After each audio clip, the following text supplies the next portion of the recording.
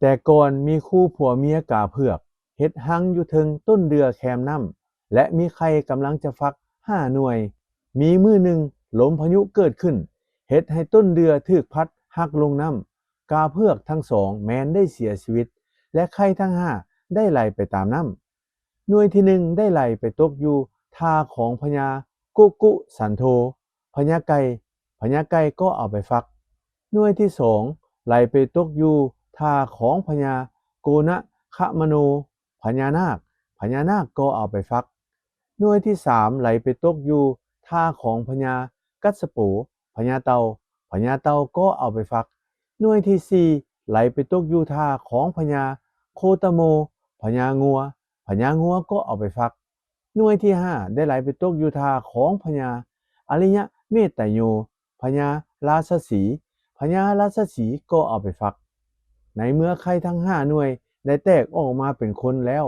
เมื่อใหญ่ก้าหน้าบานขึ้นมาก็คิดอยากจะออกไปบวชเป็นพระฤาษีธรรมโพธิสัตว์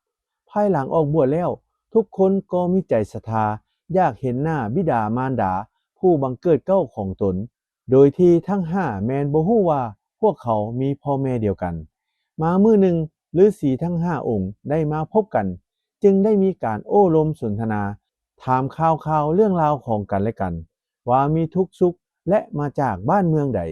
ในเวลานั้นปรากฏว่าความตั้งใจของแต่ละตนแม้นอยากเห็นหน้าบิดามารดาคือกันอันเป็นเรื่องบังเอิญแท้ในทันใดนั้นก็ปรากฏว่าความปรารถนานี้ได้ฮ้อนถึงบิดามารดาที่อยู่สวงสวรรค์ชั้นดาวดึงส์ด้วยเหตุนั้น2 พระองค์จึงได้เสด็จลงมาพบลูกชายทั้ง5 พระองค์และกล่าวขึ้นว่าบิดามารดาของพวกเจ้าแม้นพวกเฮากาเพือกนี่แล้วเมื่อทั้ง5องค์รับรู้ว่าแม้นบิดามารดาของตนก็แสดงความดีใจและความเคารพคารวะต่อบรรพบุรุษของตนเองพญากาเพือกได้เล่าเรื่องราวเหตุการณ์ต่างๆทั้งหมดให้ฟังและจากนั้นก็กลับคืนสู่สวรรค์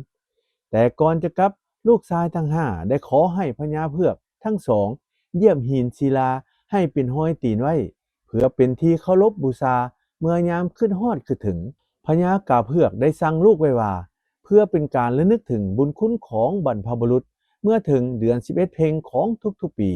ให้พวกลูกฟั่นฝ้ายเฮ็ดเป็นรูปตีนกาเอาไปวางใส่ถ้วยหรือจานแล้วเอาน้ำมันทอกใส่ใต้บูชาแล้วขึ้นไปฟังธรรมเทศนานำพ่อกับแม่อยู่เทิงสวรรค์เด้อลูกเด้อมื้อแฮม1ค่ำเดือน11ทั้ง5พระองค์ได้กลับคืนลงสู่โลกมนุษย์เพื่อเผยแพร่ศีลธรรมคำสอนจึงได้เอาไม้มาเฮ็ดเป็นรูปเหือเอาฝ้ายเฮ็ดเป็นตีนกาใส่ถ้วยน้ำมันย้ายเป็นวางเสมอกันแล้วใต้บูชาหรือเอาใบตองมาเฮ็ดเป็นรูปดอกบัวกระทงและไหลไปตามแม่น้ำเพื่อน้อมระลึกถึงบุญคุณบิดามารดาบูชาพระเจ้าทั้ง5พระองค์ที่เสด็จลงมาสู่โลกมนุษย์เพื่อเผยแพร่ศีลธรรมคำสั่งสอนสำหรับลูกพญากาเพือกทั้ง5แม้นได้เอาชื่อแม่เลี้ยงของตนเป็นชื่อนับแต่นั้นเป็นต้นมาพวกเขาจึงได้พากันเอิ้นว่าพระเจ้าทั้ง5พระองค์คือกุกุสันโธโกนะคะมะโนกัสสโปโคตะโมและอริยะเมตไตโยฉะนั้นพวกเขาจึงเฮ็ดเรือไฟกระทงดอกบัวเพื่อน้อมระลึกถึงคุณบิดามารดาและบูชาพระรัตนตรัยพระเจ้าทั้ง5พระองค์ที่เสด็จมาจากสวงสวรรค์เพื่อลงมาเผยแพร่ศีลธรรมแก่โลกมนุษย์